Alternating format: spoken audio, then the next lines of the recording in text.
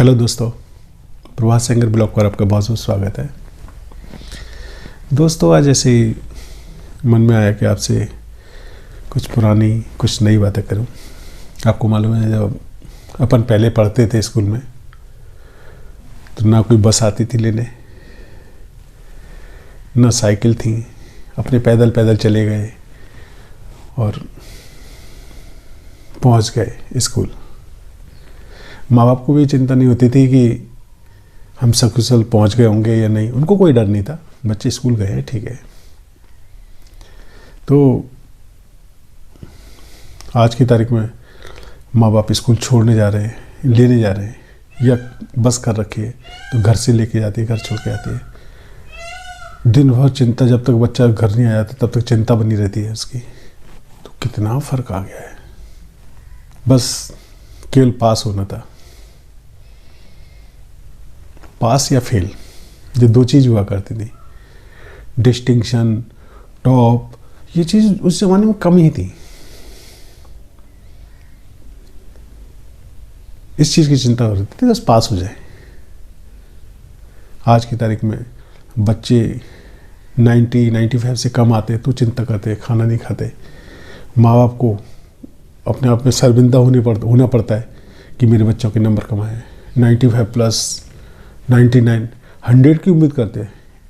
आजकल के माँ बाप का बस चले तो 100 में से 2000 नंबर चाहिए। कितनी एक्सपेक्टेशंस बढ़ गई हैं बच्चों से। उस ज़माने में ऐसा कुछ नहीं था। बच्चा पास हो गया, माँ बाप के लिए इतनी खुशी काफ़ी थी। आजकल बच्चे को अगर पेरेंट्स डे मीटिंग में बुलाया है, माँ बाप को बोल दिया आपका बच्चा मैथमेटिक्स में कमज़ोर है तो ट्यूशन लगा देंगे, कोचिंग भेजेंगे, घर पे पढ़ाएंगे 2-2 घंटे। उस ज़माने में ऐसा कुछ नहीं था। उस ज़माने में ट्यूशन लगाना तो ऐसा लगता था जैसे हम ढपोर संख है क्या, हमें कुछ नहीं आता। इसलिए ट्यूशन बाजी का नाम ही नहीं था, अपने घर पे पढ़ते थे। आजकल किताबें कितनी नीट एंड क्लीन हुआ करती है। पहले हम लोग मोर पंख, पक्षियों के पंख जो दोबारा उसमें उगाते थे, पीपल के पत्ते, ये चीज़ रखते थे, इससे विद्या कहते थे ज़्यादा आ जाएगी। ये सब आज लगता है गलत फहमियाँ थी, लेकिन उस टाइम ये चीज़ बहुत बढ़ावा देती थी। पहले कोई पिट्ठू बैग या स्कूल बैग तो हुआ नहीं करते थे। कपड़े के थैले में अपनी कॉपी किताब भर के ले गए। फिर बाद में वो एल्यूमिनियम की छोटी छोटी अटैचियाँ चली स्कूल के लिए, तो उसमें बड़े सिस्टमेटिक उसमें लगा के ले जाते थे हम लोग। उसका अनुभव आज भी याद आता है। आज की तारीख में तो बच्चे बस झमाझम अपने बैग में भरा सामान ठूस के चल दिए। कितना फ़र्क है। आज की तारीख में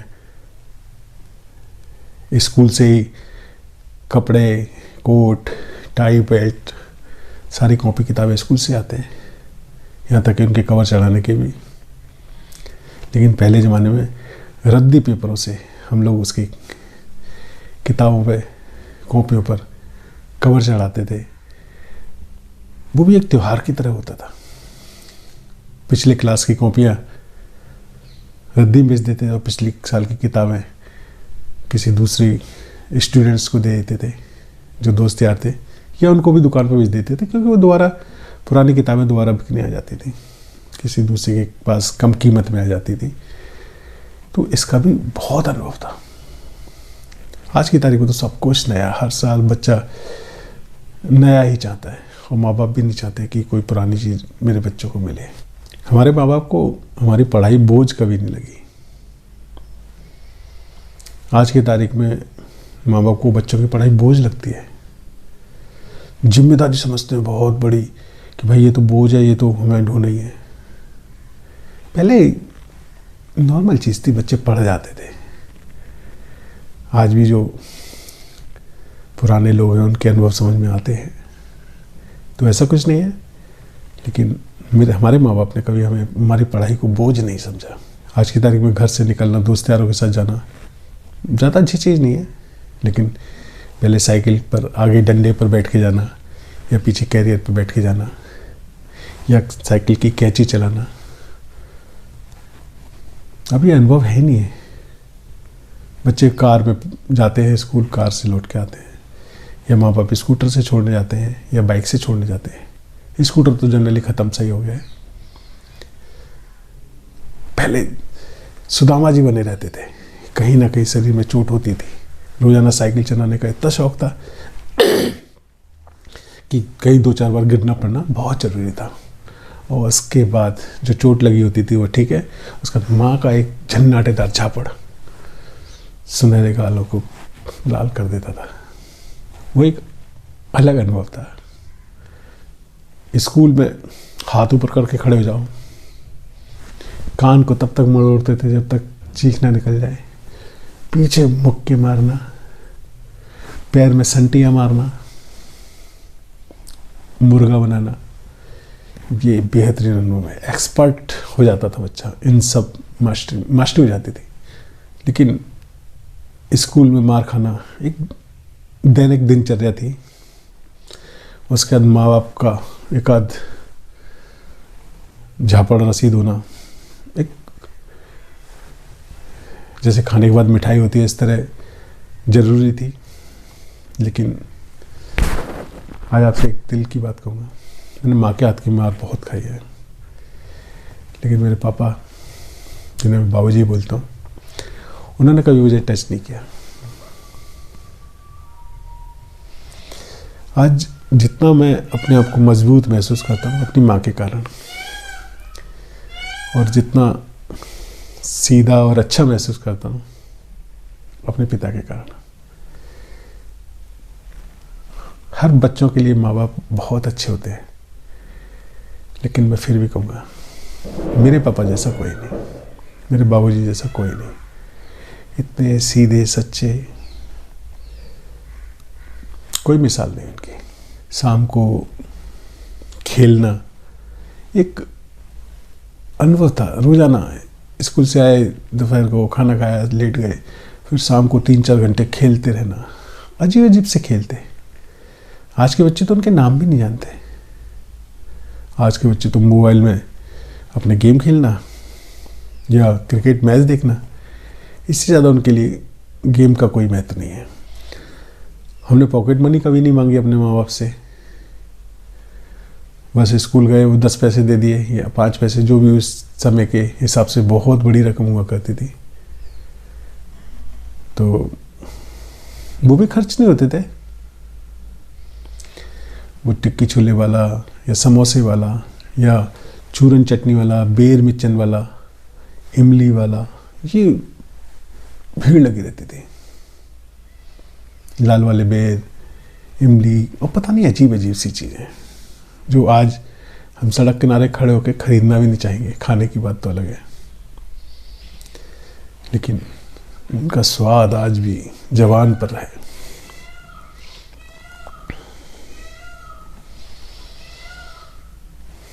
एक चीज़ और भी है, हम अपने माँ बाप से कभी नहीं कह पाए कि I love you mom dad या आई लव यू बाबूजी। हम आपसे बेहद प्रेम करते हैं, हम आपको बहुत प्यार करते हैं। उस समय ऐसा कोई रिवाज ही नहीं था। आज की तारीख में तो अगर बच्चे ने कह दिया आई लव यू फादर, तो पिता 7वें आसमान पर पहुंच जाता है। लेकिन हमारे समय में ऐसा कोई अनुभव हमारे पास नहीं था। आज दुनिया में हैं, इतने टॉन्ट सहते हैं, इतने दूसरों की बातें सुनते हैं कि तुम्हारे माँ बाप क्या छोड़ गए, तुम्हें क्या मिला विरासत में, तुमने क्या किया। अरे साहब, हमारे माँ बाप ने हमारे लिए जो किया है वो तो कोई कम माँ बाप नहीं करता। अच्छे संस्कार दिए, अच्छा सुंदर गभरू जवान हुए यार, सुंदर शकल दी, और आज अपने पैरों पे खड़े आपके सामने रूबरू है। तो ये अच्छे संस्कार ही होंगे। हम उन माँ बाप का कर्ज कभी नहीं भूल सकते, इस जन्म में क्या 100 जन्म में भी नहीं। अगर माँ अपने बच्चे को 9 महीने गर्भ में रखती है तो पिता अपने बच्चे को दिमाग में तब तक रखता है जब तक वो इस संसार से विदा नहीं लेता। लोग कहते हैं कि माँ का कर्ज कोई नहीं चुका सकता, लेकिन मैं कहूँगा कि पिता का कर्ज कोई नहीं चुका सकता। माँ का कष्ट तो 9 महीने घर में रखने के बाद शायद खत्म हो जाते होंगे, या साल 2 साल और रहते होंगे, लेकिन बाप का दर्द 25-30 साल तक तो कम से कम रहते हैं, जब तक वो बच्चे खुद माँ बाप ना बन जाए। हम दुनिया में कहीं भी रहें, एक्चुअल वास्तविकता से सामना तो अपना ही हुआ है। आज की दुनिया तो सारी दिखावटी है। वास्तविकता क्या होती है या जीवन क्या होता है, ये हमसे बेहतर कौन समझता है। सब यही कहते हैं, लेकिन हर आदमी के अपने ताने वाने होते हैं, अपनी परेशानियां होते हैं, अपना एक दायरा होता है जिसमें रह के वो अपनी ज़िंदगी जीता है। मेरे को एक चीज़ आज भी ध्यान है, मैं को 72-73 के बाद की सारी चीज़ें लगभग सी याद हैं। कोई ज़्यादा जनसंख्या नहीं थी, 65-70 करोड़ रही होगी इंडिया की इस टाइम शायद।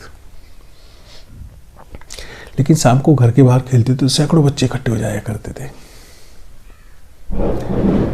आज देश की जनसंख्या 1,40,00,000 के आसपास है। 140 करोड़ के आसपास है। लेकिन घर के बाहर एक साथ 10 बच्चे खेलते हुए मिल जाएं, ये बड़ा असंभव सा लगता है। रात का खाना सुबह खाने में कभी संकोच नहीं किया, कभी सब्जियों में कोई फरमाइश ही नहीं थी। जो मिला, जैसा मिला, माँ के हाथ का मिला, आशीर्वाद स्वरूप ग्रहण कर लिया। आज की तरह कोई नखरे नहीं कि आज मटर पनीर चाहिए, आज ये चाहिए, डोसा चाहिए, ढोकले चाहिए, जो भी चीज़, कोई दिखावा नहीं।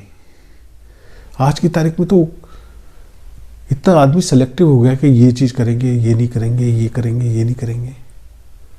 जिंदगी कितनी अटपटी हो गई है। मैं एक चीज़ तो कहूँगा, हम अच्छे हैं या बुरे हैं ये हम नहीं समझते। हमें पता ही नहीं है कि हम अच्छे हैं या बुरे। दूसरों की नज़रों में हम अच्छे हैं या बुरे हैं इसका भी नहीं पता। लेकिन हमारा भी एक ज़माना था जब हमसे अच्छा कोई नहीं था, हमसे अच्छा कोई नहीं था, हमसे अच्छा कोई नहीं था। दोस्तों, आज प्यार की तकरार, प्यार, सब तरह की बातें हुई। आशा है आप लोगों को मेरे मन की कुछ बातें अच्छी लगी होंगी। लेकिन मुझे आपसे बात करना बहुत अच्छा लगता है। प्लीज़ अपने कमेंट देते रहिए, लाइक कीजिए और सब्सक्राइब करते रहिए। Thank you. वंदे मातरम।